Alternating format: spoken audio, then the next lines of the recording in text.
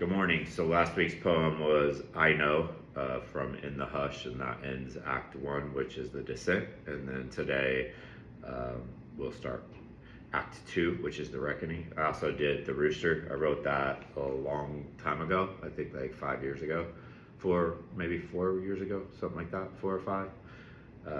And it's fun. I enjoy doing it, right? So, but today for my story, we're going to step back to 2011 and the mental health emergency that I experienced and kind of talk about what it was. I'm not going to get into specifics, but I'd spent my whole life trying to remain a child, right? Being certainly immature. And in a very short amount of time, that innocence was shattered. And I started to understand that I lived in a world where there were things that were not great, and I started to understand how insignificant my existence was and the existence of my loved ones, and I couldn't handle that situation. I had no way to quantify it, nowhere to go with it, and it poisoned my mind, my body, and my soul to a point of where we were getting to a breaking point when I went to the hospital with some help from my ex-wife, and then I spent 6 weeks in a mental health facility.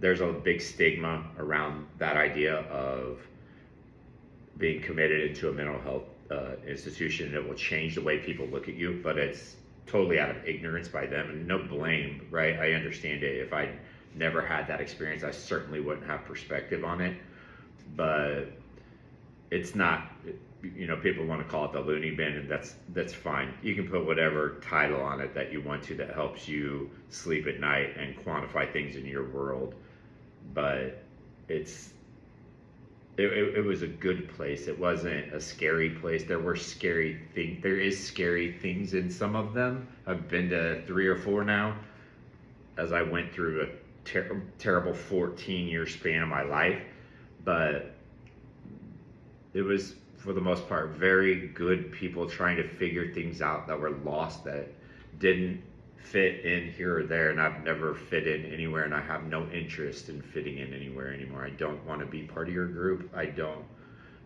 I have my friends, and we have our issues, but we've been friends for a really long time, and I have people that I'm close with, and outside of that, like, I don't need to belong to the club anymore. Not at all. I've done the work to separate myself out from that. I was always different than everyone, and I have trouble quantifying that. These drugs and alcohol for a long time to try to find that acceptance, and then I realized this is just an act of futility, and I don't need to do this. But in 2011, and realizing that my life was insignificant, right? That, like you hear, dust you were, to dust you will return, is that a little bit after you're gone, no one will care anymore. Your mom might care, your closest relatives will, but the world will just keep moving. It'll never miss you whatsoever. And I think we have a terrible understanding of that, especially in America, and all of our pride.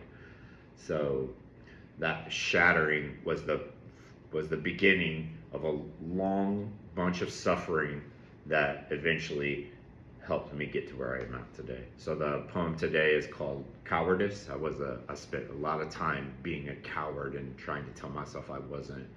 So today's poem is Cowardice. Thanks.